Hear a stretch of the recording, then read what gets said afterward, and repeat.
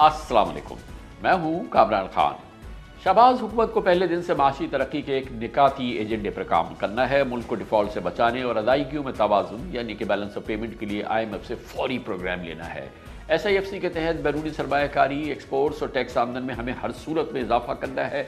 FBR, PI समेत सरकारी इदारों में इस्लाहात करनी है। प्राइवेटाइजेशन के प्रोग्राम को हर सूरत में आगे बढ़ाना है। गर्दिशी कर्जों समेत एनर्जी सेक्टर के नुकसानात को ख़त्म करना है और ज़रूर ख़त्म करना है। महंगाई और बुलंद तरीन शरह सूद से निपटना है। गैस बिजली सस्ती करके कारोबारी लागत में कमी लानी है। ज़राअत, मादनियात, IT के शोबों को फ़रोग़ देना है। भारी एजेंडा है शहबाज हुकूमत के, लेकिन उसकी पुष्ट पे SIFC खड़ी है और SIFC को मजबूत बनाना है। और यही SIFC है जो इस हुकूमत के लिए हाई ज़रूरी इसका सपोर्ट होगी, जो कि शहबाज हुकूमत को हासिल होगी। नए वज़ीर आज़म को पूरी कौम और पूरी दुनिया का पैगाम है कि उठ बांध कमर क्या डरता है, फिर देख खुदा क्या करता है। इस पर अमल करना है। शहबाज शरीफ भी तस्लीम करते हैं कि अब काम नहीं चलेगा, अपने पाँव पे खड़ा होना होगा पाकिस्तान को। पाकिस्तान को इस साल सिर्फ बैरूनी अदायगियों के लिए 27 अरब डॉलर का इंतज़ाम करना है, लेकिन एक्सपोर्ट्स और तरसीलात यानी रेमिटेंसेज में मतलूबा इजाफा नहीं हो सका है, जबकि ज़र मुबादला के ज़खायर सिर्फ 3 माह की हमारी इम्पोर्ट से भी कम है। ये तकलीफ देह सूरत हाल है। इलेक्शन से पहले हम इस प्रोग्राम में मुताद्दिद माशी माहिरीन से नई हुकूमत की अव्वलीन तरजीह मालूम कर चुके हैं। टॉप प्रायोरिटी क्या होनी चाहिए शहबाज शरीफ हुकूमत की, और सबकी मुत्तफ़िक़ा राय है कि मईशत का पहला पहिया चलाने के लिए हमें सबसे पहले IMF प्रोग्राम लेना है। एक तवील IMF प्रोग्राम हमारी सबसे पहली अव्वलीन ज़रूरत है। जो बहुत इम्पॉर्टेंट ट्रांजिशन है is how do we go from the 9-month SBA, जिसकी 13 या 14 अप्रैल को जो it will expire, and how do we get into an extended fund program with the IMF.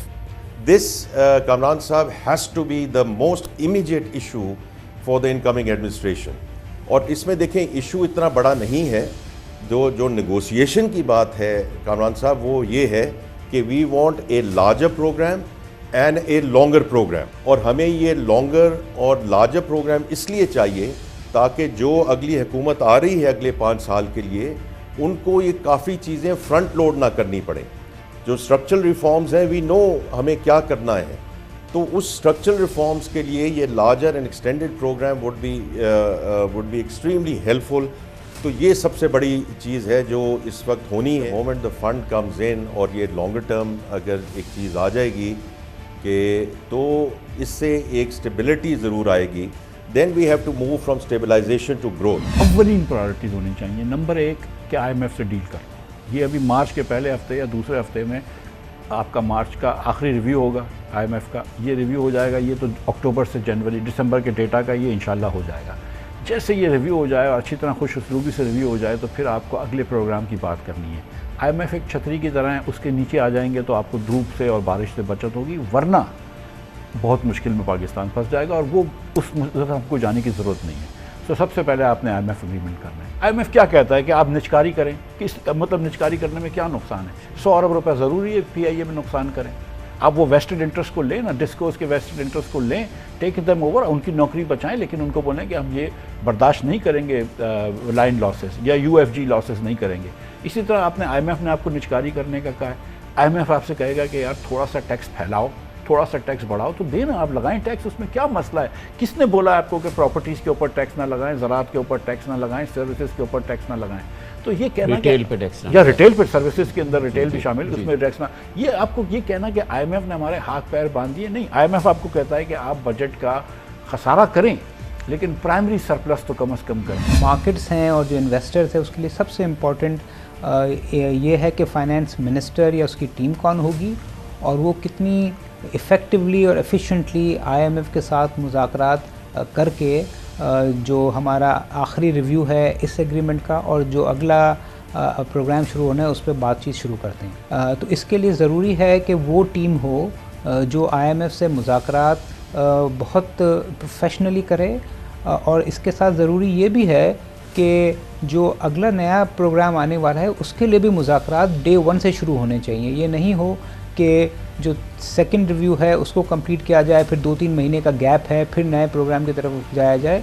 अक्लमंदी यही है, जिस तरह शहबाज शरीफ ने कहा कि वक्त ज़ाया किए बगैर लॉन्ग टर्म 3 या 4 साल का IMF पैकेज पे जो भी टीम मुंतखब हो वो फ़ौरन मुज़ाकरात करे और कोशिश करे कि वो मुज़ाकरात को एफिशिएंटली और बहुत टाइमली ख़त्म करे, क्योंकि जब तक IMF से लॉन्ग टर्म प्रोग्राम अप्रूव नहीं होगा ना मुल्क में स्टेबिलिटी आ सकती है, ना इन्वेस्टर का कॉन्फिडेंस बहाल होगा। टाइम पाकिस्तान कोशिश करेगा कि एक और नए IMF प्रोग्राम में जाए और उसके वो भी बड़ा क्रिटिकल होगा, ज़ाहिर है कि वो एक एक्सटेंडेड पीरियड का प्रोग्राम होगा। पॉपुलिस्ट मेजर्स के लिए तो बिल्कुल भी स्पेस अवेलेबल नहीं है, और ये अगर किसी ने आके ऐसा काम किया भी तो वो फिर पाकिस्तान को डीरेल करेगा। हमने देखा है कि दोनों हुकूमतें जो कि PTI की भी थीं और PMLN की भी थीं, जब वो अपने आखिरी दौर में पहुंची तो वो भी उसी पॉपुलिस्ट मेजर्स का शिकार हो गई, जैसे कि इलेक्ट्रिसिटी या गैस के टैरिफ्स जो हैं वहीं रोक दिए गए, या पेट्रोल की प्राइसेस जो हैं उसको सब्सिडाइज़ करना शुरू कर दिया। तो ये तो अगर किसी ने आकर किया तो वो तो एक तबाही की तरफ पाकिस्तान को लेकर जाएगा। पाकिस्तान इसका मुतहम्मिल नहीं हो सकता। 9 माह की छतरी तो है और 9 माह के अंदर काफ़ी सारे काम करने होंगे। कंडीशनैलिटी सख्त हैं, कंडीशनैलिटीज़ पूरा करना होंगी, और आने वाली हुकूमत उसने एक नया IMF प्रोग्राम भी नेगोशिएट करना होगा। तो ज़रूरत इस वक्त इस बात की है कि उस प्रोग्राम के ऊपर भी काम आज से अगर शुरू कर दिया जाए तो बेहतर होगा। ये जो 9 महीने का प्रोग्राम है इसने एक बहुत बड़ा कॉन्फिडेंस दिया है इन्वेस्टर्स को, और ये सिर्फ ये नहीं कि इसमें क्रिटिकल गवर्नमेंट भी कवर हो रही है, और फिर जब नई गवर्नमेंट इंशाल्लाह आएगी तो उसको भी 4-5 महीने का ब्रीदिंग स्पेस मिलेगा। तो वो एक बड़ा प्रोग्राम, वो जो नया प्रोग्राम जो है, जो कि डेफिनेटली हमारी डेट रीपेमेंट की जो इश्यूज़ हैं, एक्सटर्नल डेट रीपेमेंट, उसको एड्रेस करने के लिए हमें एक नया प्रोग्राम चाहिए होगा, तो उसके लिए उनको एक चांस मिल जाएगा। यकीनन नए IMF प्रोग्राम के ज़रिए ही हमें हिमालयाई माशी चैलेंजेस से निमटना है। रुपए की कदर में इस्तेहकाम, कारोबारी गैर यकीनी का खात्मा करना है, बैरूनी सरमायाकारों के एतमाद में इजाफा करना है। IMF की शाहराह पर चल कर ही ये मुमकिन है। हुकूमत साजी से पहले शहबाज शरीफ इस हकीकत को बरमिला तस्लीम करते रहे हैं। सनत कारोबार की सुस्त रवी, एक्सपोर्ट्स ना बढ़ने की एक बड़ी अहम वजह हमारी पैदावारी लागत में इजाफा है। इस वक्त एक साल की बुलंद तरीन, हमारी बल्कि तारीख की बुलंद तरीन 22% शरह सूद है। किसी कारोबार के लिए शरह सूद पे पनपना नामुमकिन है। पूरे खित्ते में सबसे महंगी बिजली है, हमारी गैस पूरे खित्ते की महंगी है, कारोबारी लागत का भुरकस निकल चुका है। क्या इस शरह सूद पे कोई नई सनत लग सकती है या कारोबार में तोसी हो सकती है? कर्ज लेने की कोई नई सनत जुरत कैसे कर सकती है? माशी माहरीन कहते हैं कि नई हुकूमत को हंगामी बुनियाद पर पैदावारी लागत कम करनी है, चाहे कुछ करना पड़े। सबसे बड़ा चैलेंज शहबाज शरीफ हुकूमत के लिए है महंगाई कम करना। 25 करोड़ अवाम की सबसे पहला मुतालबा, ख्वाहिश, दुआ और इसरार ये होगा कि महंगाई कम की जाए, और इसके लिए इस तूफ़ान को कैसे रोके शहबाज शरीफ हुकूमत, हम उसको रास्ता दिखाते हैं छोटे से वाक़े के बाद।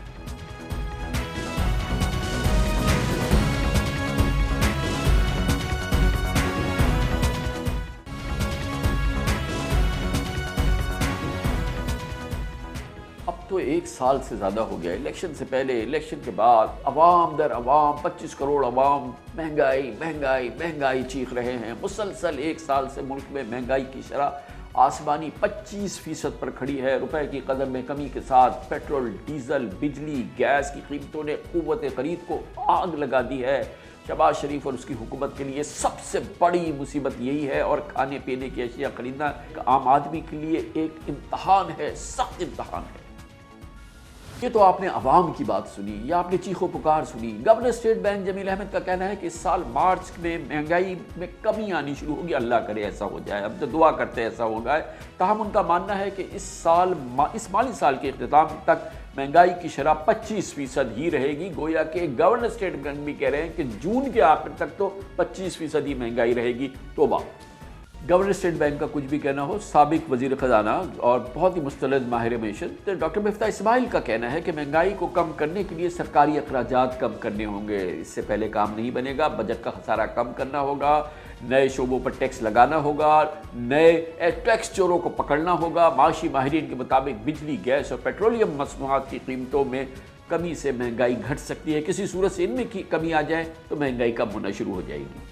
25% से ज़्यादा महंगाई 15 महीनों से ज़्यादा चल रही है, या 1 साल से ज़्यादा चल रही है। इस वक्त बहुत ज़रूरी है कि हुकूमत महंगाई कम करे। महंगाई कम करने के लिए आप नोटें छापना कम करें, جس کا مطلب ہے کہ آپ کو بجٹ کا خسارہ کم کرنا پڑے گا. کچھ اخراجات کم ہو سکتے ہیں, بہت گنجائش وہاں پہ نہیں ہے. آپ کو نئے شعبوں پہ جدھر ابھی ٹیکس نہیں ہے, یعنی کہ ریئل اسٹیٹ, پراپرٹی, سروسز, دکاندار وغیرہ جس پہ میں نے کوشش کی تھی, ان کے اوپر اور ایگریکلچر کے اوپر ٹیکس لگانا ہوگا. اگر آپ یہ ٹیکس نہیں لگاتے تو وفاق جو ہے اس کو نوٹیں چھاپنا پڑیں گی اور یہی مہنگائی ہوگی. جو ہم نے کرنا ہے اصل کام وہ یہ ہے کہ اپنا فزیکل کا جو خسارہ ہے نا اس کو سنبھالیں. ایک دوسرا جو سپلائی سائیڈ ہے, جیسے ہم نے اسمگلنگ اور ہورڈنگ پہ قابو پایا اور اس سے ہمیں شوگر میں تھوڑی سی چاہے 30 روپے کی بھی ریلیف آئی, ریلیف تو آپ نے دیکھی ہے نا آتے ہوئے. سو ایک تو یہ ہے کہ سپلائی سائیڈ انشور کریں مین پروڈکٹس کی جو فوڈ سے ریلیٹڈ ہیں, تو شارٹ ٹرم میں آپ کو تھوڑی سی اس سے بہتری ملے گی. ان دا لانگ ٹرم تو یہ ساری بات پیداواری صلاحیت کی ہے پاکستان کی. اگر پیداواری صلاحیت ایگریکلچر کی بڑھائیں گے تو آپ کو یہ انفلیشن پہ قابو پاتے ہوا ملک نظر آئے گا. اگر اپنا فسکل خسارہ 3 سال کا دیکھیے, لوگ اب سچ بولنا چاہیے نا, 8% کا فسکل خسارہ کریں گے, بورو کریں گے اسٹیٹ بینک سے, تو انفلیشن تو ہوگی, اس سے آپ کی امپورٹ تو بڑھے گی, کرنٹ اکاؤنٹ کا خسارہ تو ہوگا. اصل بات یہ ہے کہ ہمیں اپنے ایکسپینڈیچر کا بھی اب ریفارم کرنا چاہیے. بجلی اور گیس کے نرخ جو ہیں ان میں اضافہ کیا ہے آپ کے گیس کے ٹیرف میں, تو اس کے نتیجے میں تو افراط زر, انفیکٹ ہمارا ایسٹیمیٹ یہ ہے کہ جو گورنمنٹ کا ایسٹیمیٹ ہے وہ کم ہے, اس سے زیادہ. یہ جو سلسلہ ہے یہ کافی ہمارے پاس پاکستان میں کاسٹ پش انفلیشن کر رہا ہے, اور اس سے ہمارے جو برآمدات ہیں وہ بھی متاثر ہو رہے ہیں, اس لیے کہ ایک طرف روپے استحکام ہو چکا ہے مگر کاسٹس بڑھ رہی ہیں. 2-3 چیزیں ایسی ہیں جس کے نتیجے میں اللہ کے فضل سے ہو سکتا ہے کہ آنے والے مہینوں میں کچھ کمی آئی. سب سے پہلے ہمارا جو زرعی شعبہ ہے ماشاءاللہ اس کی پرفارمنس بہت اچھی رہی ہے, ریکوری ہوئی ہے, اور انشاءاللہ اب جب روی سیزن بھی آئے گا تو اور ہم دیکھیں گے. دوسری طرف جو ایک طرح سے افسوسناک ہے مگر اس سے ہمیں کچھ فائدہ ہے کہ جو ورلڈ اکانومی ہے وہ ریسیشن کی طرف بہت تیزی سے جا رہی ہے, اور خاص طور پہ یہ پیلسٹینین سچویشن کی وجہ سے. اور اب آپ یہ دیکھیے کہ تیل کے نرخ جو ہیں قیمتوں میں کچھ کمی آ رہی ہے, تو اس کے نتیجے میں. اور تیسری بات جو ہے کہ روپے کی قدر کو ہم نے کسی نہ کسی طریقے سے ہم نے اس کو قائم رکھا ہے, تو ڈپریسیشن روپے کی کم ہوئی ہے. تو یہ 3 چیزیں اگر ملا لیں تو آنے والے مہینے میں اللہ چاہیں گے انشاءاللہ قیمتوں میں تھوڑی سی کمی. پوری دنیا کی طرح, پوری قوم کی طرح ملک کو مہنگائی سے بچانے کے لیے ہم بھی شہباز شریف صاحب سے کہیں گے, ان کی حکومت سے کہیں گے کہ اٹھ باندھ کمر کیا ڈرتا ہے, پھر دیکھ خدا کیا کرتا ہے, کیونکہ خدا کا آسرا ہے اور وہی پاکستان کی اس نیا کو پار لگا سکتا ہے. کمرشل بریک, اس دوران آپ نیوز ہیڈ لائنز دیکھیں, جس کے بعد ہم اپنے پروگرام کے باقی حصے کے ساتھ واپس آئیں گے.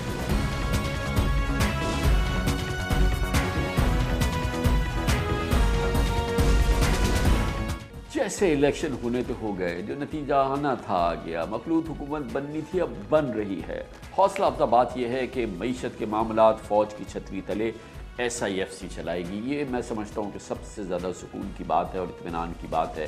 اسی پر امید کا تمام جو ہماری امید ہے اس پہ قائم ہے کہ SIFC ملک کی لڑکھڑاتی ہوئی معیشت کو سہارا دے گی, اور اس کے ساتھ ہی ایکسچینج ریٹ پہ شاید استحکام آنا شروع ہو جائے. اسٹاک مارکیٹ میں برسوں بعد تیزی دیکھنے میں آ رہی ہے, شروع ہو رہی ہے, کیونکہ حکومت بن رہی ہے. اس کے لحاظ سے آج بہتری ہم دیکھ رہے ہیں, اور یہ کافی عرصے کے بعد ہم اس میں بہتری کے حالات دیکھ رہے ہیں. سرکاری اداروں میں اصلاحات ہونی ہے, نجکاری ہونی ہے, اور اس زراعت کے معاملے میں اس وقت SIFC بہت زبردست کام کر رہی ہے. کارپوریٹ فارمنگ کے ساتھ پاکستان کی امیدیں اس وقت جڑی ہوئی ہیں. IT کے علاوہ اس وقت معدنیات کے حوالے سے بہت عمدہ کام ہو رہا ہے. کانکنی کے حوالے سے کافی اچھی ڈیولپمنٹس ہو رہی ہے. صرف کہنے کی باتیں نہیں ہیں, تمام کاروباری فیصلوں پر فیصلہ کن کردار ہوگا ان تمام معاملات پہ SIFC کا. میں تو یہ سمجھتا ہوں یہ اطمینان کی بات ہے کہ حکومت کے ساتھ ہے یہ ہائیبرڈ نظام, یہ بھرپور ہائیبرڈ نظام کھڑا ہوگا, ایک دوسرے پر اعتماد کا نظام کھڑا ہوگا, اور یہ پاکستان کو آگے بڑھانے کا نظام ہو سکتا ہے. SIFC کے تحت 1 ونڈو 1 سٹاپ آپریشن جو ہے وہ اس کا ابتدا ہو چکی ہے. اس میں اور بہتری بہت گنجائش ہے وہ ہو جائے گی, اور پھر بیرونی سرمایہ کاروں اور مقامی سرمایہ کاروں کا اللہ نے چاہا تو حوصلہ بلند ہونا شروع ہوگا یا اعتماد میں اضافہ ہوگا. ہمیں اس کی امید ہے. اسپیشل انویسٹمنٹ فیسیلیٹیشن کونسل کا قیام پچھلے سال جون میں عمل میں آیا تھا، جس کے بنیادی مقاصد میں سے ایک ملکی معیشت کی بحالی اور دوسرا مقصد بیرونی سرمایہ کاروں کو پاکستان میں سرمایہ کاری کی طرف راغب کرنا ہے۔ پاک فوج اس گیم چینجر منصوبے کی مینجمنٹ، کوارڈینیشن اور ٹیکنیکل سپورٹ میں پالیسی کا تسلسل برقرار رکھنے کی ضامن ہے، جس میں زراعت، انفارمیشن ٹیکنالوجی، لائیو اسٹاک، معدنیات، کان کنی اور توانائی کے شعبوں میں ترقی کے مواقع تلاش کیے جا رہے ہیں۔ اس انقلابی معاشی مشن کو کامیاب بنانے کے لیے SIFC کے دروازے پاکستانی بزنس کمیونٹی اور ملکی سرمایہ کاروں کے لیے بھی کھول دیے گئے ہیں۔ SIFC کے تحت نئی سرمایہ کاری سے آئندہ 5 سال میں پاکستان کی ایکسپورٹ $70 ارب تک بڑھائی جائیں گی اور تقریباً $70 ارب کی امپورٹس کا متبادل میسر آ سکے گا۔ کارپوریٹ فارمنگ کے شعبے میں ترقی کے لیے 1,40,000 ایکڑ اراضی پر غیر ملکی سرمایہ کاروں کے ساتھ 7 مفاہمتی یادداشتوں پر دستخط ہو گئے ہیں، جبکہ 4,60,000 ایکڑ اراضی پر مقامی سرمایہ کاروں نے 85 سمجھوتوں پر دستخط کر دیے ہیں۔ بنجر زمین کو قابل کاشت بنانے اور زرعی پیداوار کی ایکسپورٹس کے لیے land information and management system کسانوں کے ساتھ سرگرم عمل ہے۔ IT اور ٹیلی کام سیکٹر میں بہتری کے لیے وفاقی کابینہ نے نیشنل اسپیس پروگرام میں سرمایہ کاری اور سستی انٹرنیٹ سروسز کے لیے پہلی قومی خلائی پالیسی منظور کر لی ہے، جس کے تحت اب پاکستان میں بھی کمیونیکیشن اور انٹرنیٹ ڈیٹا سروسز سیٹلائٹ کے ذریعے فراہم کی جائیں گی، جبکہ جلد 5G ٹیکنالوجی متعارف کرائے جانے کا بھی امکان ہے۔ پرائیویٹ سیکٹر کی ٹیلی کام کمپنیاں تمام اسپیکٹرم سمیت 5G میں بھی سروسز دیں گی۔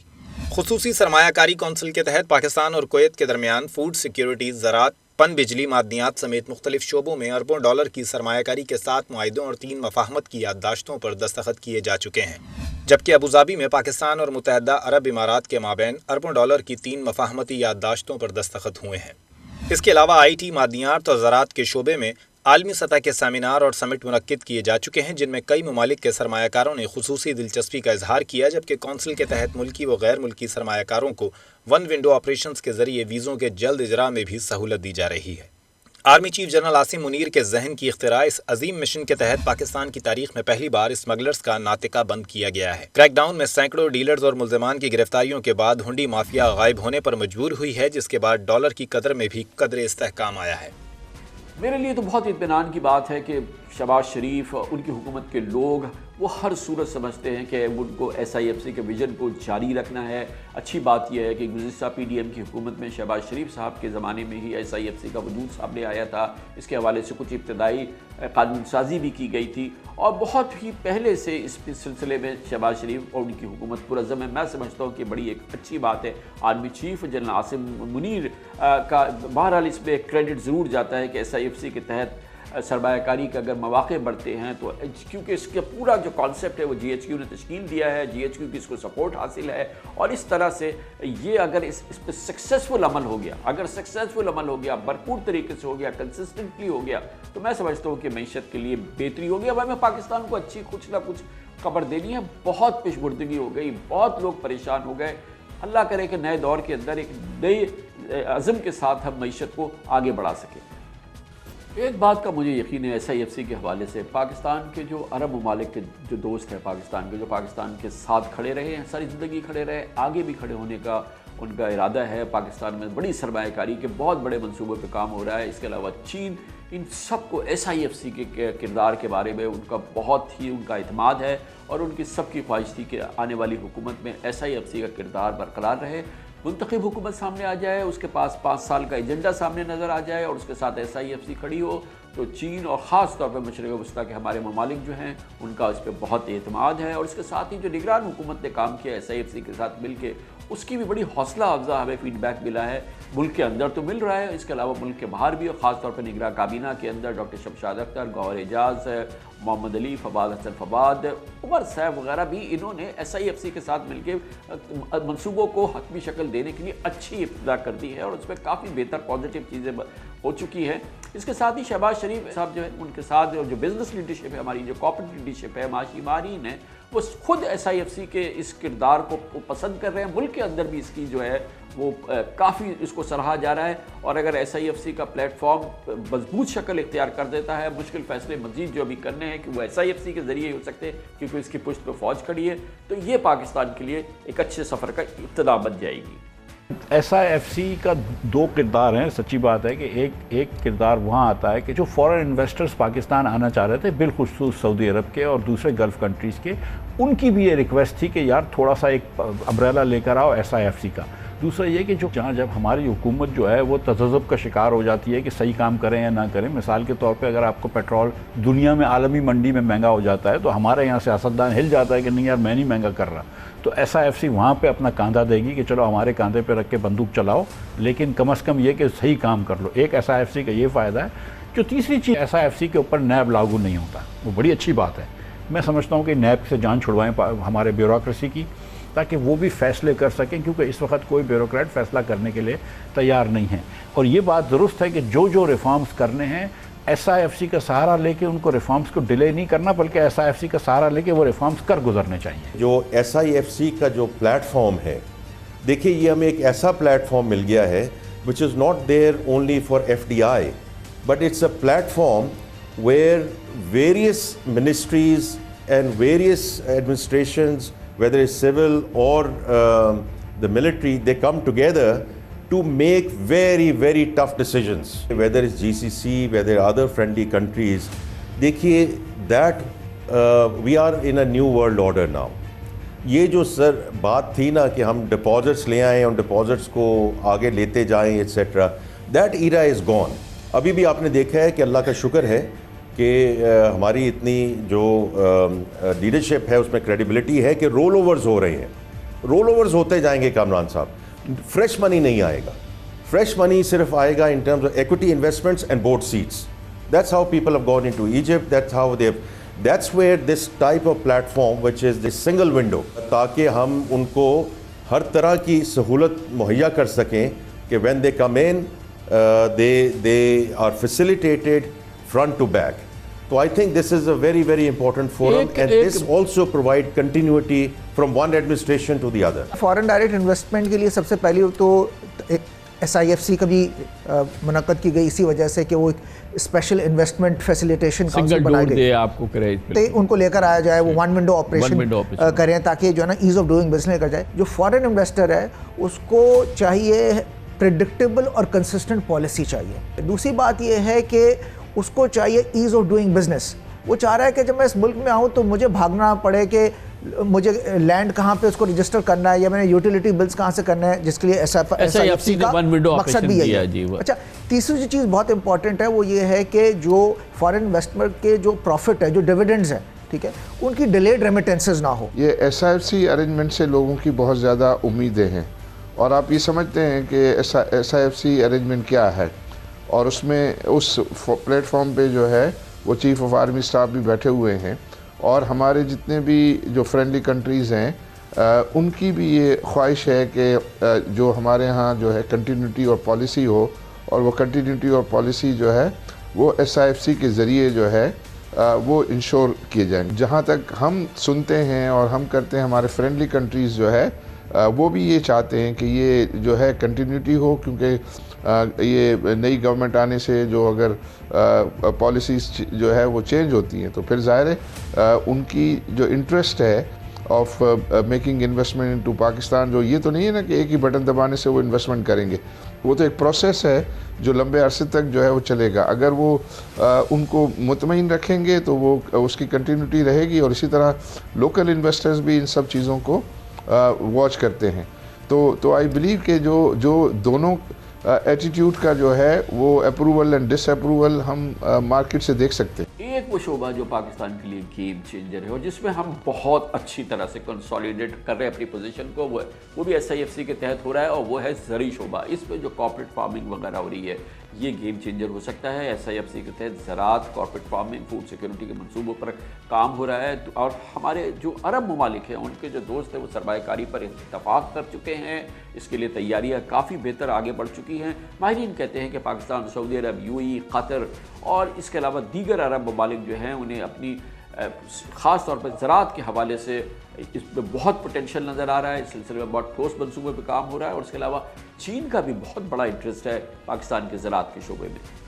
یہ جو ہمارے مڈل ایسٹ کے ممالک ہیں، قطر ہے، UAE ہے، کویت ہے، یہ اپنا 80% جو فوڈ کی چیزیں ہیں یہ ویسٹ سے امپورٹ کرتے ہیں. Transport cost, insurance cost high ہو گئی ہے. پاکستان کے پاس ویئر ودال تو ہے، زمین بھی ہے، زرعی ایٹماسفیئر بھی ہے، انوائرمنٹ بھی ہے. ہم نے اس کو سیکٹر کے اوپر کوئی ایسی سیریس کام نہیں کیا ہوا کہ خطے کی فوڈ سیکورٹی کے لیے یہ کیسے اس کو لیوریج کیا جائے.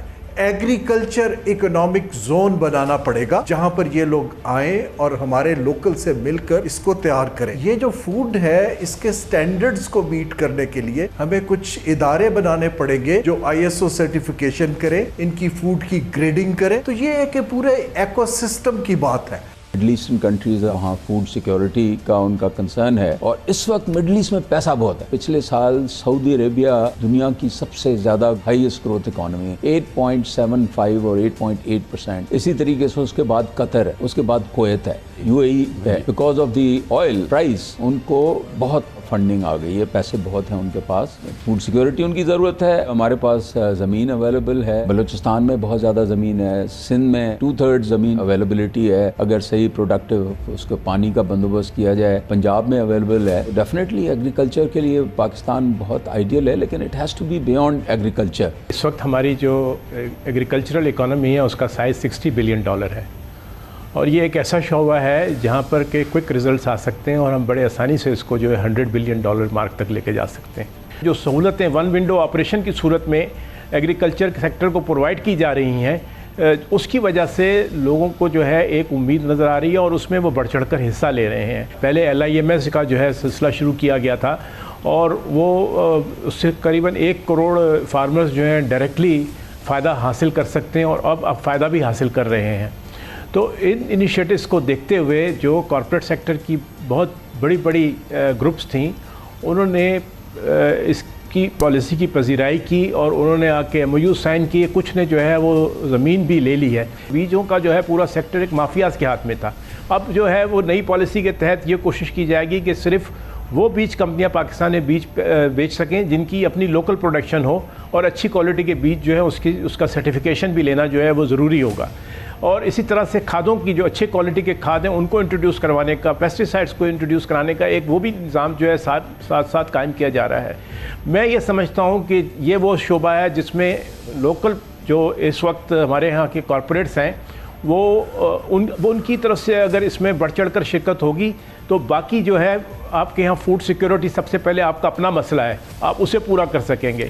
اس کے بعد جو سرپلس ہوگا اس کو آپ ایکسپورٹ کر سکیں گے. کارپوریٹ فارمنگ زراعت اپنی جگہ ہے، مگر SIFC کا پلیٹ فارم IT انڈسٹری کے لیے بھی ایک بہت امپورٹنٹ کام کر رہا ہے، سپورٹ دے رہا ہے، اور انٹرنیشنل جو انویسٹرز ہیں ان کی کافی ہمیں بہتر سچویشن نظر آ رہی ہے. آپ دیکھ رہے ہیں کہ گزشتہ 1-2 مہینے کے دوران IT انڈسٹری میں کی ایکسپورٹس پہ بھی اضافہ ہو رہا ہے، اور اب بڑے پلیئر جو ہیں وہ خاص طور پہ وہ بھی اور فری لانسرز بھی ہمارے پاکستان کی ایک بہت بڑی بیک بون بن گئے ہیں. ان کی کافی انکریجمنٹ ہوئی ہے، اور اس کے لحاظ سے جو اقدامات کیے گئے ہیں اس کے اثرات بھی سامنے نظر آ رہے ہیں. SIFC کے تحت IT ایکسپورٹس میں اضافے اور انٹرنیشنل جو انویسٹمنٹ ہے اس کے لیے مسلسل اقدامات بھی ہو رہے ہیں. IT ایکسپورٹس میں بہت بڑی گنجائش ہے، اور اگر آنے والی حکومت پاکستان کو معاشی ترقی کے راستے پہ آگے لے جانا چاہتی ہے تو اس کے لیے ضروری ہوگا کہ وہ IT انڈسٹری کو ہر صورت میں بھرپور مدد کرے. آپ فرض کریں کہ مجھے صرف اپنے بزنس پہ فوکس کرنا ہے، اور سارے freelancers they don't have to worry about کہ میرا بینک اکاؤنٹ کھلے گا نہیں آئے گا، ڈالر آئیں گے نہیں آئیں گے، جائیں گے کیسے، اور انویسٹمنٹس مجھے کرنی ہے باہر تو میں پیسے کیسے لے جاؤں، ایکویزیشن کرنی ہے تو کیسے لے جاؤں، ٹیکس کا کوئی ایشو ہے. تو اگر یہ اور STZA میں اگر ہمیں بینیفٹس لینے ہیں، تو اگر یہ ساری چیزیں سنگل ونڈو ایگزیکیوشن ہو جاتی ہے تو آپ سوچیں کتنا بڑا بینیفٹ ہے. انویسٹرز کو کانفیڈنس مل جائے گا، ہم جیسی کمپنیوں کو کانفیڈنس مل جائے گا کہ ہمیں صرف گروتھ پہ فوکس کرنا ہے، ہمیں ان چیزوں کی سوچنا بھی نہیں ہے. ہمارے جو بھی ایشوز ہوں گے آپ ان کو بتا دیں گے، وہ انٹرفیس کریں سینٹرل بینک سے، FBR سے، STZA سے، جس سے بھی کرنا ہے، منسٹری آف IT سے. سو ایک آپ کو بہت اچھی اپرچونٹی نظر آتی ہے. انڈسٹری کو الائن کر کے ہم نے ماس لیول پہ یونیورسٹیز کو اکاؤنٹیبل ٹھہرانا ہے، جو گریجویٹس نکل رہے ہیں سارے ٹیلنٹ کو سنکرونائز کرنا ہے، سائلوز کو برج کرنا ہے. اگر سب اپنے اپنے پاکٹس میں کرتے رہیں گے تو وہ رزلٹ نہیں آئے گا. کیونکہ اگر آپ یہ ہم لوگ جو فوکس اور یہ ویژن مجھے نظر آ رہا ہے اب جو SIFC کا ہے، اگر اس کو الائن کریں تو ہم نے hundreds of thousands of people کو صحیح والی ٹریننگ دینی ہے، ناٹ جسٹ ٹک باکس کی ہم نے ڈیجیٹل ایسی تھوڑا بہت ٹرین کر دیا وہ $100 کما رہے ہیں. ہمیں اپنے بچوں کی ایلڈ بڑھانی ہے. ہر بندہ $20-25 ہزار اگر کمائے تو آپ سوچیں کہ کتنا فرق پڑ سکتا ہے اکانومی کے اندر. جو سب سے امپورٹنٹ چیز ہے وہ ہے facilitation from organisations like state bank یا FBR. ہمارے یہاں لوگ جو ہیں ادارے جب تک یہ ریگولیٹر سے بڑھ کے فیسیلیٹیٹ نہیں کریں گے، جیسے ہم اپنے کافی عرصے سے کہہ رہے ہیں کہ ٹھیک ہے ہمارے اکنامیکل چیلنجز تھے، بٹ جو ریکوائرمنٹ ہے جس سے ملک IT یہ واحد سیکٹر ہے جو اس اکنامیکل کرائسس سے پاکستان کو نکال سکتا ہے، کہ اگر ان کو $100% رکھنے دیں گے، باقی فیسلٹیز جو ٹیکسیشن کے ایشوز ہوتے ہیں، نوٹسز آتے ہیں، وہ مینیج کریں گے، تو اس میں ہمارے لوگ پاکستان میں پیسے رکھیں گے. اس کی بڑی وجہ یہ کہ ہم لوگوں کو IT کمپنیز کو کافی سروسز، کافی پیمنٹس، بڑی کمپنیز کو ایکوزیشن، مرجرز یہ کرنی پڑتی ہیں. تو جب وہ 100% یہاں نہیں رکھیں گے تو پھر ظاہر ہے وہ ایک چیلنجز آئیں گے ہماری ایکسپورٹ پہ، اس کا امپیکٹ آئے گا. اور جو آپ ایکسپورٹ کہہ رہے ہیں یہ میں آپ کو بتاؤں یہ اخراجات ہیں، کیونکہ ظاہر ہے ایکسپینسز ہوتے ہیں. ہماری کمپنیز کو برانڈنگ کرنی ہوتی ہے، مارکیٹنگ کرنی ہوتی ہے، ریسورس ہائر کرنے ہوتے ہیں. تو اس کی یہ میجر وجہ ہے. ابھی خاص طور پہ SIFC کے بعد جو پالیسی کی بھی باتیں ہو رہی ہیں، کنٹینیوٹی کی بھی، اس میں بھی ہمارا یہی کنسرن ہے کہ HR، برانڈنگ اور پالیسی.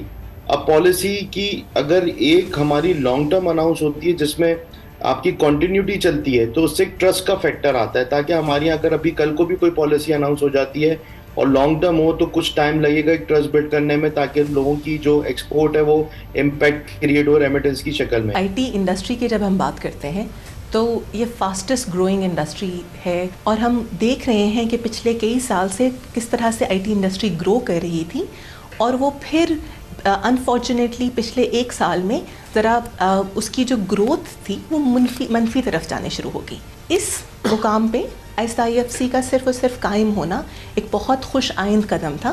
اس انڈسٹری کی گروتھ کے لیے آپ کو کوئی زمینیں ایلوکیٹ نہیں کرنی، فیکٹریاں نہیں بنانی. اس میں یہاں پہ پالیسی کے لیول پہ ہمیں چینجز کرنے کی ضرورت تھی، اور اس میں پالیسی کے لیول پہ حکومت کی انڈرسٹینڈنگ ان کے سمجھنے کی ضرورت تھی، کیونکہ IT انڈسٹری سب سے زیادہ ونریبل ہے پالیسی کے تسلسل سے. تو پہلی چیز یہ ہے کہ اکنامک چارٹر ایک لانگ ٹرم ویژن کے ساتھ، یہ نہیں کہ اگر ہم نے ابھی ایک چیز اناؤنس کی ہے اور ہماری اسٹیٹ بینک آ کے کہے کہ اگر ہمیں 3 مہینے کے اندر ایکسپورٹس میں اضافہ نہ دکھا تو ہم اس کو واپس لے لیں گے. جو کی گورنمنٹ ڈپارٹمنٹس ہیں انفارچونیٹلی اس میں ہر دفعہ ہم ایک میٹنگ کرتے ہیں تو ایک نیا بندہ ہمیں سامنے سے ملتا ہے، تو اس کو دوبارہ سے سارا کانٹیکسٹ سمجھنا، اس کو دوبارہ سے اس کی انڈرسٹینڈنگ ہونا، اس سے کوئی بھی چیز امپلیمنٹیشن تک نہیں جا پاتی ہے. اور یہ اس وجہ سے ہمیں یہ جو کرٹیکل ڈپارٹمنٹس جو کہ ایک سرٹن سیکٹر کے ساتھ ایلوکیٹڈ ہیں، وہاں پہ ہمیں انسٹیٹیوشنس کو بلڈ کرنا ہے. کمرشل بریک، اور اس کے بعد پاکستان کا ناسور میں کہہ سکتا ہوں وہ ہے پاکستان کا ٹیکس کا نظام، اور اس کے اوپر جو FBR کی پوزیشن ہے، جہاں بلیک میلنگ، کرپشن، کسی پاکستانی سے پوچھ لے وہ آپ کو بتائے گا. اس کی اصلاحات کی کوشش شروع ہو چکی ہے، ریویمپنگ کی کوشش ہو رہی ہے، اس کی پشت پہ بھی SIFC کھڑی ہے. FBR کی اصلاحات ہو جائیں اور اس سے یہ کرپشن اور بلیک میلنگ اور یہ تمام چیزوں کا جو نوٹس اور آڈٹ کا ایک نظام بلیک میلنگ کا چل رہا ہے، اس میں کسی صورت سے کمی آ جائے، اور وہ شعبے جن کو کہ آزادی ہے کہ وہ بغیر ٹیکس دیے ہوئے پھل پھول سکتے ہیں وہ گرفت میں آ جائے تو پاکستان کی قسمت بدل جائے گی. مگر اس کے لیے FBR کا ایک نیا روپ سامنے آنا ہے، اور اس کو ہر لحاظ سے ہمیں نئے طور پر تشکیل دینا ہے. اس کی بڑی ابتدا بھی ہو چکی ہے. یہ بات کرتے ہیں چھوٹے سے وقفے کے بعد.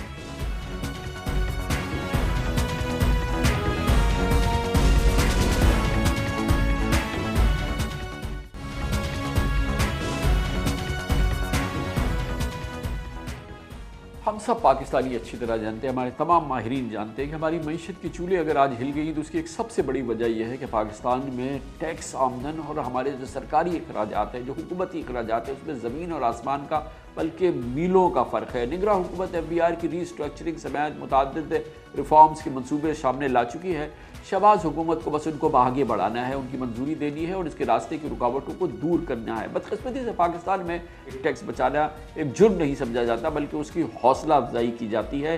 یہی وجہ ہے کہ ہمارا ٹیکس ٹو GDP اس وقت دنیا کی کم ترین بمشکل 9% پہ کھڑا ہے، اور اسی لیے IMF ہو یا ہمارے تمام ماہرین کہتے ہیں جب تک اس نظام کو ٹھیک نہیں کرو گے تو کیسے پاکستان آگے بڑھے گا. اور IMF کی جو مینیجنگ ڈائریکٹر ہیں, جو چیف ہیں, وہ خود پاکستان کو بار بار یہ یاد دلا چکی ہیں. اس میں ایک اور بات بھی ہے. سابق گورنر ڈاکٹر رضا باقر کہتے تھے کہ پاکستان اپنے ٹیکس کے نظام میں جو بہتری لائے, IMF پروگرام حاصل کر لے اور جتنے بھی پروگرام حاصل کر لے, لیکن صرف پاکستان کو اگر کوئی بچا سکتا ہے تو پاکستان کے ٹیکس کے نظام میں بہتری اور ٹیکس کے تناسب میں بھی بہتر لانا ضروری ہے.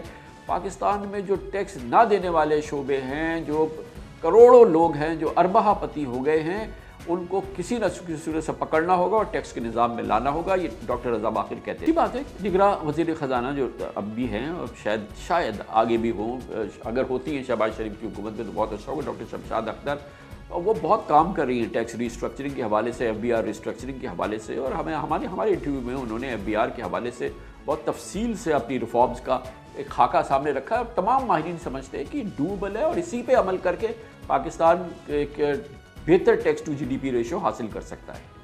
میں نے FBR کی ریسٹرکچرنگ پہ کام شروع کر دیا ہے. FBR کی انٹرنل گورننس کو ٹھیک کرنا ہے اور اس کے لیے ایک نئے قسم کا اوورسائٹ میکنزم ڈیولپ کرنا ہوگا. ہم ٹیکس پالیسی کو ریونیو ڈویژن کے ساتھ ایک نیا ڈویژن بنانا چاہ رہے ہیں جو کہ ٹیکس پالیسی اور ریونیو ڈویژن کہلائے گا. تیسری چیز وہ separation of customs from FBR. ہم ڈیزائن کر رہے ہیں ایک ریٹیلرز کی اسکیم, بٹ ہم چاہ رہے ہیں کہ اس کو لنک اپ کیا جائے ہول سیلر ڈسٹریبیوٹرز کے ساتھ. پانچویں گزارش تھی جو ہم نے وہ یہ تھی کہ ایک نیا ڈاکیومنٹیشن لا تیار کیا جائے جو اب تیار ہو گیا ہے, جو آٹومیٹکلی جو سارے انسٹیٹیوشنز ہیں پاکستان کے اور جو ہول سیلرز اور ریٹیلرز ہیں وہ آٹومیٹکلی انفارمیشن پرووائڈ کریں. ایک اور ادارہ ہے وہ ہے پرال کو ہمیں بڑا سبسٹینٹیولی ریسٹرکچر کرنا پڑے گا. پرال کی بلو پرنٹ ہم تیار کریں گے اور کہ کیا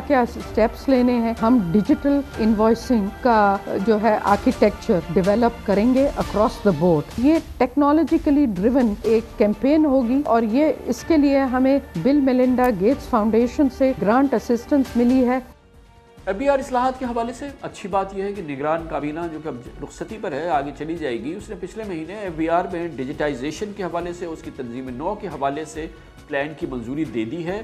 اور بیوروکریسی کی ایما پر چیف الیکشن کمشنر نے باہر اس پہ رکھنا ڈال دیا تھا. اس کے بعد پھر FBR کے کوئی صاحب پہنچ گئے اسلام آباد ہائی کورٹ, وہاں سے اس پہ اسٹے لے لیا ہے.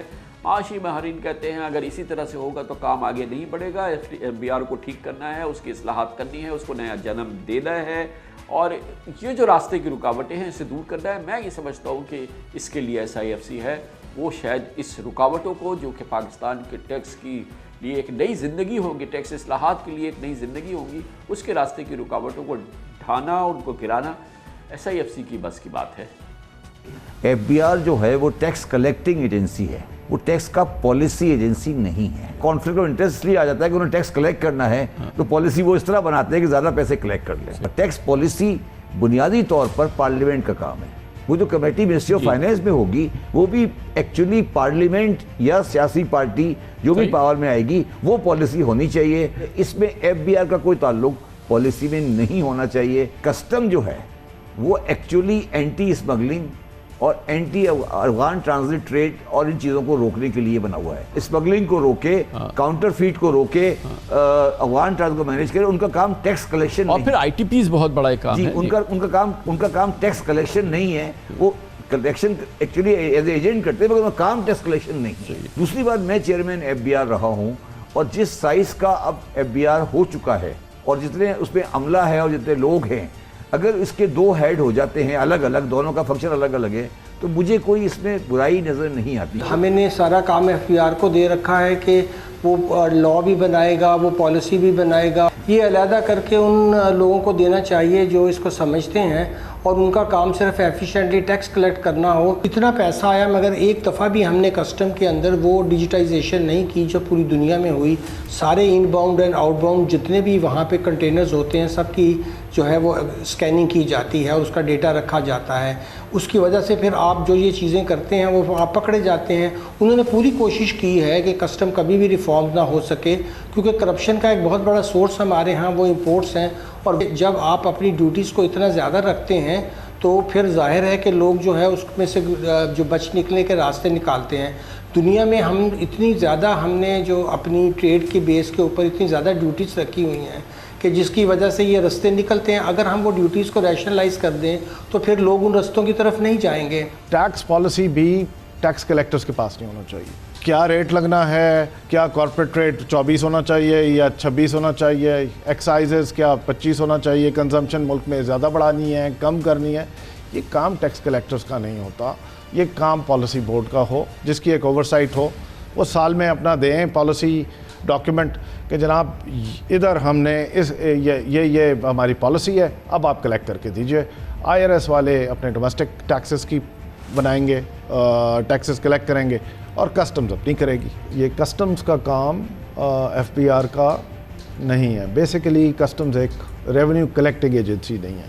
کسٹمز جو ممالک جو ہیں جن میں کسٹمز ڈیوٹیز اور امپورٹ ریلیٹڈ ٹیکسز سب سے زیادہ آتے ہیں یا میجر ریونیو چنک وہاں سے آتا ہے, آپ ریکارڈ دیکھ لیجئے, وہ دنیا کے سب سے پسماندہ ترین ملک ہیں, اور پاکستان بھی اسی پسماندگی کا شکار, one of the biggest reasons. جہاں پالیسی کے ایشوز ہیں, چاہے انفورسمنٹ کے ایشوز ہیں یا ایڈمنسٹریشن کے ایشوز ہیں, every problem has their own issues and solutions. جیسے فار ایگزامپل بڑا پرابلم جو FBR یا جو ٹیکس پیڈ ان ٹیکس پیڈ اکنامی ہے وہ سٹارٹ ہوتا ہے from the smuggling and the under invoicing. Under invoicing is possible to be control.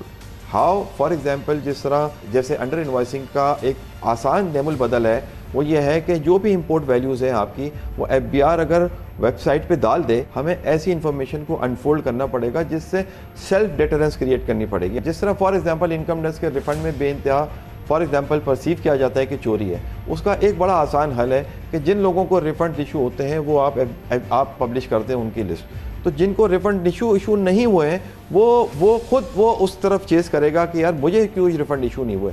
تو کچھ ایسی بیسکس چیزیں ہیں جس کو ہم ریزالو کریں تو بہت ساری سیلف ڈیٹرنس ہم کریٹ کر سکتے ہیں.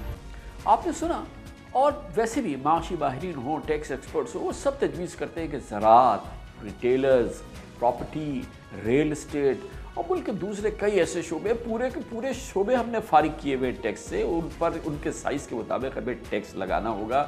ان شعبوں تک ٹیکس نیٹ کو بڑھانا ہوگا, اس کے بغیر نہیں کام چلے گا. ان تمام شعبوں کو انکلوڈ کرنا ہوگا. زراعت بہت بڑا شعبہ ہے, اس کو ہر صورت میں اس میں لانا ہوگا, اسی سے قومی آمدن میں اضافہ ہو سکتا ہے. پاکستان میں 30 لاکھ سے اوپر انڈسٹریل اینڈ کمرشل کنیکشن ہے گیسز کے, اور اسٹیٹ ٹیکس رجسٹرڈ پرسن صرف 1 لاکھ ہیں. آپ ٹیکس بڑھائیں ان لوگوں پر جن پہ آپ نے ٹیکس نہیں لگایا ہوا. 25% ڈائریکٹ اور انڈائریکٹ GDP اس ملک میں ایگریکلچر بیسڈ ہے. اگر آپ ریٹیل, ہول سیل, کنسٹرکشن ہے, ٹرانسپورٹ ہے, مڈل مین ہے, یہ سارا شامل کریں تو جو سیکٹرز رہ جائیں گے وہ 20% سے اوپر ٹیکس ٹو GDP ریشیو ہے. بیس براڈ کریں ان سیکٹرز کو لے کے ہیں جو ہیویلی ٹیکس نہیں ہے یا ٹیکس دیتے ہی نہیں ہیں, اور جو ہیویلی ٹیکس ہیں جنہوں نے فورن انویسٹمنٹ لے کے آنی ہے ان کو ہم بریک دیں. We have got to do that. آج ریٹیلرز کے اوپر منیمم ٹیکس 0.25% ہے. یہ بھی ٹیکس نہیں آ رہا. اس کے اندر اگر ہم صرف 1% ود ہولڈنگ لگا دیں ان کے اوپر پرچیزنگ تو 400 ارب روپے اس سے آ سکتے تھے. 3% of the population of Pakistan is responsible for 90% of direct income tax that we receive in the country. Is that sustainable? اگر ہم یہ کہتے ہیں کہ اور سیکٹرز کو آپ ٹیکسیشن میں لے کر آئیے تو یہ IMF ہمیں کہہ رہا ہے, یہ ہمیں خود یہ کرنا چاہیے. وہ سیکٹرز جو 40 سے 50% GDP میں کنٹریبیوٹ کرتے ہیں ان سے وہ 2% ٹیکس کلیکٹ کرتے ہیں. ڈاکیومنٹڈ سیکٹر کو کم از کم کچھ تو دکھائیں کہ جی ہم جو ہے انڈاکیومنٹڈ سیکٹر کے پیچھے بھی جا رہے ہیں. اسی لیے تو ہم بار بار شہباز شریف صاحب کو یاد دلا رہے ہیں کہ اٹھ باندھ کمر کیا ڈرتا ہے, پھر دیکھ خدا کیا کرتا ہے. ہم شہباز شریف صاحب سے یہ بھی کہیں گے کہ نگران حکومت نے PIA, اسٹیل ملز, ریلوے, بجلی کی ڈسکو سمیت متعدد اداروں کی نجکاری کی ورکنگ کی ہے, تقریباً مکمل بھی ہوئی ہے کہیں پہ. پرائیویٹائزیشن کے نجکاری کے مسائل حل کرنے کے لیے نئے رولز کی منظوری بھی ہوئی ہے, کافی اچھا اس کے لیے گراؤنڈ ورک ہوا ہے. پرائیویٹائزیشن کو عدالتوں میں چیلنج کرنے کی روایت کے خلاف پریزیڈنشل آرڈیننس آیا ہے, اس کو ہمیں مستحکم بنانا ہے. اس حوالے سے قانون سازی ہونی چاہیے فوری. نجکاری کمیشن, پرائیویٹائزیشن کمیشن نے فروری 2024 PIA کے حوالے سے اس میں بھرپور ریفارمز کیے ہیں. اس کی نجکاری کے لیے بہت بڑی اچھی ڈیولپمنٹ ہو چکی ہے. اور نگران وزیر نجکاری فواد حسن فواد نے ہمیں انٹرویوز میں حکومتی پرائرٹیز کا احاطہ بھی کیا تھا, اور اس میں انہوں نے خسارے میں چلنے والی ملکی معیشت کے لیے زندگی اور موت کا مسئلہ جیسا کہ انہوں نے کہا تھا، بالکل صحیح کہا تھا کہ اگر یہ اس طرح کی سرکاری کارپوریشنز کو ہم پرائیویٹائز نہیں کریں گے، ان کو ایک نیا جنم نہیں دیں گے، تو پاکستان کے لیے بہت بڑے مسئلے ہو جائیں گے۔ ہم اپنی معاشی حالت کے لحاظ سے اس نوبت تک اس ملک کو لے آئے ہیں مسلسل بد انتظامی کی وجہ سے، خاص طور پہ اسٹیٹ اونڈ انٹرپرائزز کی، ان کی مسلسل بد انتظامی کی وجہ سے وہاں پہ لے کے آئے ہیں جہاں پہ اب دوسری آپشن کامران بھائی ٹیبل پہ نہیں ہے۔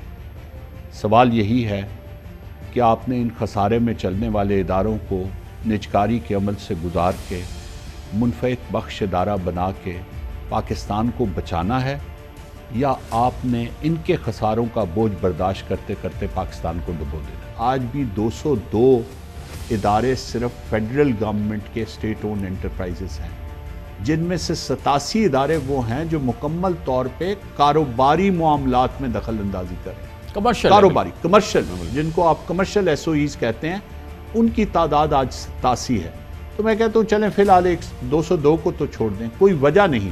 اگر ہم نے اپنی معیشت کا سمت یہ تعین کر لیا ہے کہ ہم نے ایک سرمایہ کارانہ نظام کے اندر اس کو آرگنائز کرنا ہے، تو پھر یہ بات ایک منٹ کے لیے بھی ہمیں سوچنی نہیں چاہیے کہ ان تمام کمرشل ایس او ایز کو پھر پرائیویٹائز ہو جانا چاہیے۔ پی آئی اے کی پرائیویٹائزیشن کے علاوہ کوئی آپشن نہیں۔ مالیاتی مشیر کا تعلق نہ صرف یہ کہ تقرر ہو گیا ہے، بلکہ انہوں نے اس وقت دن رات کی بنیاد پہ وہ پی آئی اے کے لوگوں کے ساتھ مل کے کام کریں۔ انشاءاللہ ہم پی آئی اے بھی ڈیلیور کر کے جائیں گے۔ اور دوسرا ہمارا روزویلٹ ہوٹل کا ہم نے آج مالیاتی مشیر کے تقرر کی اپروول دی ہے ہمارے بورڈ نے۔ اس کے علاوہ فرسٹ وومن بینک ہے، اس کے اوپر ہم نے بہت تیزی سے دوبارہ کام شروع کیا ہے۔ سوورن ویلتھ مینجمنٹ فنڈ کے لیے کوشش ہو رہی ہے کہ ایک ایسا ایڈوائزری بورڈ ہو جس میں دنیا کے بہت ہی نامور لوگ ہوں، ایسے لوگ جنہوں نے اس سے پہلے بہت سے ایسے فنڈ جو ہیں ان کو آپریشنلائز کیا اور ان سے بہت اچھے نتائج دیے ہیں۔ تو اگر وہ لوگ آ جائیں گے تو میں سمجھتا ہوں کہ پاکستان کے لیے ایک مستقل وسائل کی دستیابی کا انتظام ہو سکے گا۔ اب ذمہ داری ہے شہباز شریف صاحب کی حکومت کی، دوسری پی ڈی ایم حکومت کی، کہ اپنی ساکھ کے لیے، پاکستان کو بچانے کے لیے نجکاری پر توجہ دیں۔ پرائیویٹائزیشن ہی مسئلے کا حل ہے، اور ماہرین کے مطابق پرائیویٹائزیشن کا عمل پاکستان کی معیشت کے لیے میک اور بریک پروپوزیشن ہے۔ ہر گورنمنٹ کے پاس جب وہ آتی ہے وہ کہتے ہیں کہ ہم ایس او ایز کو پرائیویٹائز کرنا چاہتے ہیں، بٹ کرتے نہیں ہیں۔ ابھی بھی بات چیت ہو رہی ہے کہ ہم ایس او ایز کو پرائیویٹائز کر دیں، اور اتنے سارے ایسٹس گورنمنٹ کے ڈسکوز ہیں، اسٹیل مل ہے جو بند پڑی ہے، اور جو جس میں نقصان ہے ایسو یہ آپ کی جتنے بھی ڈسکوز ہیں، باقی بہت ساری صنعتیں جو پاکستان میں بند پڑی ہیں جن کے نقصان ہیں، ان کو پرائیویٹائز کریں گے، وہ دوبارہ سے بحال ہوں گی۔ اس کے جب پرائیویٹ سیکٹر آئے گی تو اس کی مینجمنٹ بہتر کرے گی، اس کی پروفیٹیبلٹی کو بہتر کرے گی، اس کو آپ لسٹ کر سکتے ہیں اسٹاک سے جا کے، اس کی ویلیویشن آپ کریٹ کر سکتے ہیں، اور بہت بڑی ویلیویشن کریٹ ہو سکتی ہے۔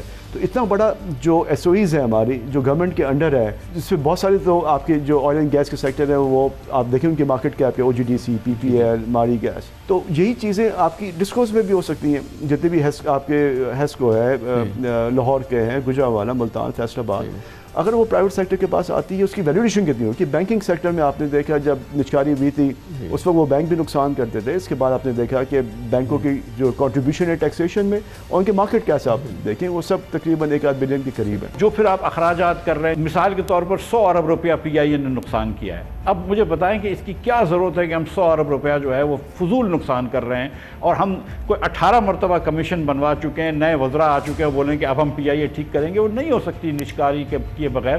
تو اس کی نجکاری کرتے ہیں، ریلوے کی نجکاری کرتے ہیں، نیشنل شپنگ کی نجکاری کرتے ہیں، پی ایس ایل کی نجکاری، وہ اپنے پاکستان اسٹیل مل کی نجکاری کرتے ہیں، ڈسکوز اور ایس او ایز کی ساروں کی نجکاری کرتے ہیں۔ تو یہ کرنا ضروری ہے، اس کا کام شروع کریں، قانون کو چینج کریں، قانون کو آسان کریں، اور مطلب آئی تھنک کہ بہت ساری چیزیں کرنی ہیں۔ آپ اگر پی آئی اے کو جو 100 ارب روپے نقصان کرتا ہے، جس کو گورنمنٹ کا نقصان بھرنا پڑتا ہے، اگر اس کو آپ پرائیویٹائز کرتے تو 10-20-40 ارب روپے ہم کو ٹیکس بھی ملے گا۔ پرائیویٹائز کرنے کے لیے بھی آپ کو ایک سٹرکچر بنانا ضروری ہے، ایک اس کا طریقہ کار۔ جو حالات ہیں ابھی اس میں تو کوئی بھی اس کو نہیں لے گا، بالکل ایک 1 روپی پہ انفیکٹ نہیں جائے گی۔ پہلے اس کا آئیڈیل طریقہ یہ ہوگا کہ صوبوں کے حوالے کیا جائے، کیونکہ بہت ساری سبسڈیز اس کے تھرو جا رہی ہیں، ان سبسڈیز کو جو ہے جو این ایف سی ہے اس سے لنک کیا جائے تاکہ فیڈرل کے پاس اسپیس کھولے۔ کاش کے دل میں اتر جائے ہماری بات. اگر دل میں اتر جائے, ہم اپنی بات نہیں کی, ہم نے تو ماہرین کی بات کی ہے, ہم نے تو وہ بات کی ہے جو کسی صورت سے متنازع نہیں ہے, غیر متنازع تمام صورتحال ہے. پاکستان کی بھلائی, پاکستان کی اچھائی, پاکستان کے لیے فلاح, پاکستان کی معیشت کی بہتری, پاکستان کی معیشت کی کنسالیڈیشن اور اس کی گروتھ اسی راستے سے آ سکتی ہے. نئی حکومت ابتدا کرے, بھول جائے جو بھی الیکشن ہوئے, جیسے بھی ہوئے, جیسے تیسے ہوئے, عوام کی کتنی پذیرائی حاصل ہے نہیں حاصل ہے, عوام سکون میں آ جائیں گے اگر معیشت کا پہیہ چل سکے. پاکستان کو چاہیے معیشت کی بحالی ہو, بہتری ہو, کنسالیڈیشن ہو جائے. یہ تمام طریقے ہیں, راستے ہیں اصلاحات کے جس کے ذریعے پاکستان میں بھلائی لا سکتی ہے یہ شہباز شریف صاحب کی حکومت SIFC کے ساتھ کھڑے ہو کے. اس کے ساتھ ہی ہمارے آج کے پروگرام کا اختتام ہوتا ہے. کل آپ سے پھر ملاقات ہوگی انشاءاللہ. کل تک کے لیے کامران خان کو اجازت. اللہ حافظ و ناصر.